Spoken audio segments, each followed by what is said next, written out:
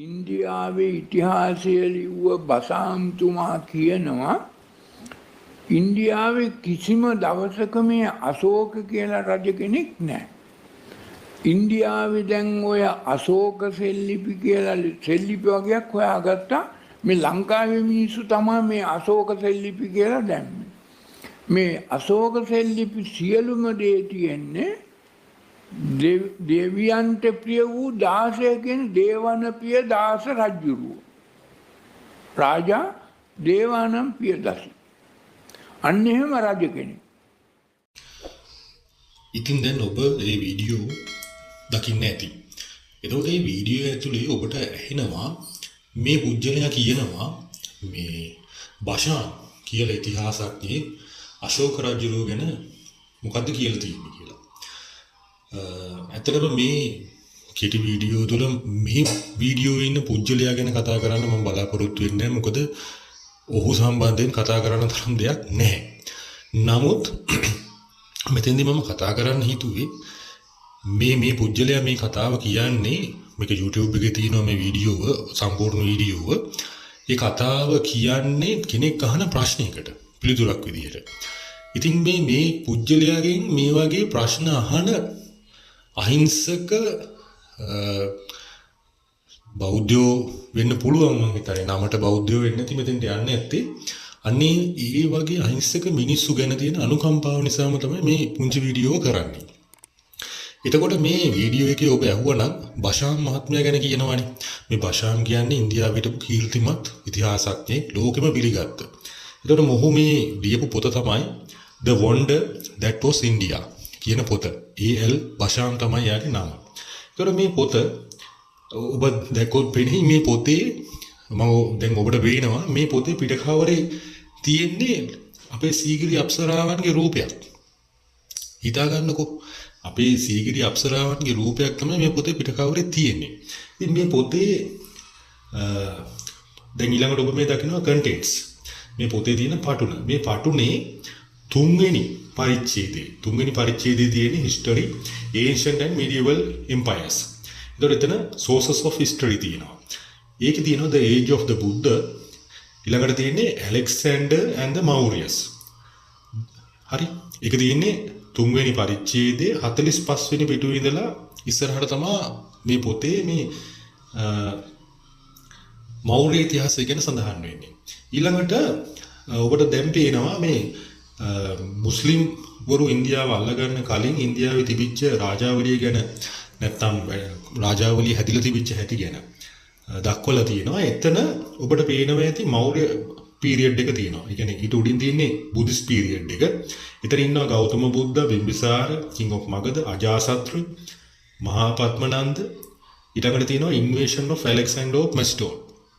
ඊට පස්සේ මෞර්ය පීරියඩ් එක දක්වලා තියෙනවා. එතන ඉන්නේ චන්ද්‍රගුප්ත, බින්දුසාර, අශෝක. ඊළඟට තියෙනවා ක්‍රිස්තුපූර්ව 183 දී end of dynasty. ඒ කියන්නේ ක්‍රිස්තුපූර්ව 183 දී ඒ මෞර්ය රාජවංශය අවසන් වුණා. එතකොට මේ බෂාන් මහත්මයාගේ පොතේ තමයි මේක තියෙන්නේ. එතකොට ඊළඟට මේ තියෙන්නේ 53 වෙනි පිටුව. එතකොට මේ 53 වෙනි පිටුවේ චන්ද්‍රගුප්ත ගැන තමයි සඳහන් වෙන්නේ. ඊළඟට චන්ද්‍රගුප්ත ගැන සඳහන් වෙන්නේ උඩින් ඉඳන් තියෙන දෙවෙනි ඡේදේ. ඊළඟට තුන්වෙනි ඡේදේ ඉඳන් ඉස්සරහට යන්නේ අශෝක ගැන. ඔබට මේ පොත archives.org වෙබ්සයිට් ඩවුන්ලෝඩ් කරන්න පුළුවන්. එහෙම නැත්නම් Google ගිහිල්ලා මේ පොත ගන්න පුළුවන්. මේ පොතේ පැහැදිලිවම අශෝක ගැන සඳහන් වෙනවා. ඒතකොට මේ සඳහන් වෙන දේ තමයි අර මිනිස්සයා නැහැ කියලා කියන්නේ. ඉතින් අවාසනාවට මෙතින් 53 වෙනි පිටුව. අවාසනාවට ඒ විදිහ උත්තරයක් දෙන්නේ එක්තරා පුජ්‍යලයක් අහන ප්‍රශ්නයකට.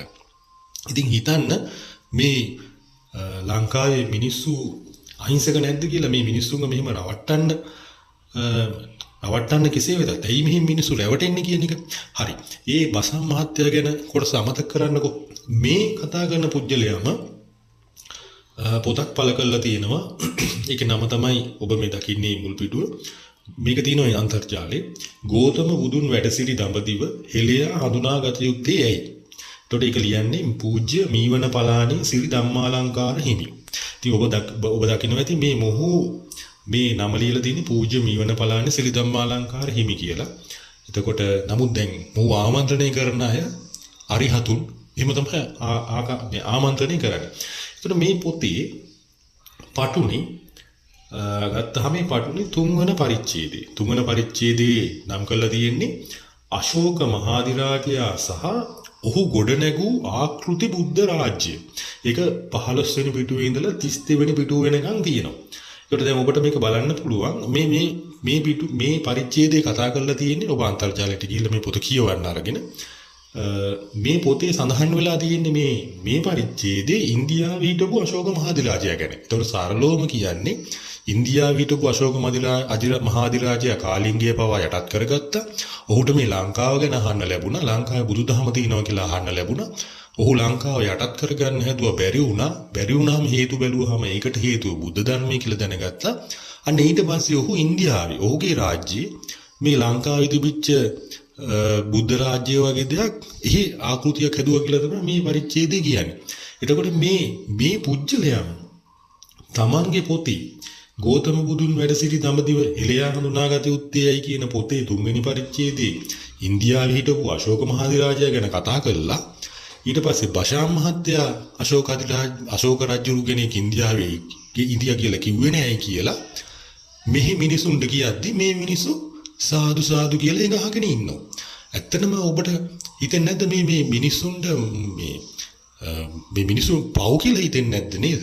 මේ මිනිසුන්ට මොකක්ද මේ වෙලා තියෙන්නේ මට තේරෙන්නේ නැහැ. ඇයි මේ මිනිසුන්ට වෙලා තියෙන්නේ කියලා. ඇත්තටම මේ වීඩියෝ එක මම මේ පුජ්‍යලය ගැන කතා කරන්නේ නැහැ. මම මේ කතා කරන්න බැලුවේ මොකද ඌට ඕන දෙයක් කියන්න අයිති තියෙනවා. ඌට බොරුවක් වුණත් ඇත්තක් වුණත් ඕන දෙයක් කියන්න අයිති තියෙනවා. එහෙම කිව්වයි කියලා මේ මිනිස්සු මේ වගේ අන්ධ විදිහට අඩුම තරමේ මේ පුජ්‍යලය ලියපු පොතවත් කියවලා බැලුවනම් මේ ඒකට කෙනෙකු එතන කවුරක්වත් හිටියේ නැද්ද අහන්න මේ පුජ්‍යලයගෙන් මේ ඔබ විසින් ලියපු මේ ගෞතම බුදුන් වැඩ සිටි දඹදිව එළයා හඳුනාගත යුත්තේ ඇයි කියන පොතේම මෙහෙම අශෝක රජුරු ගැන කියලා තියෙනවා නම් ඉන්දියාවේ හිටපු දැන් මොකද්ද මේ කියන්නේ කියලා අහන්න තරම් කෙනෙක් එතන හිටියේ නැද්ද? මම දන්නේ නැහැ. ඉතින් ඇත්තටම අපේ මිනිස්සු රහත්තු හඳුනාගන්නේ බුද්ධ පුත්‍රයෝ හඳුනාගන්නේ මේ විදිහට වෙන්නේ නැති.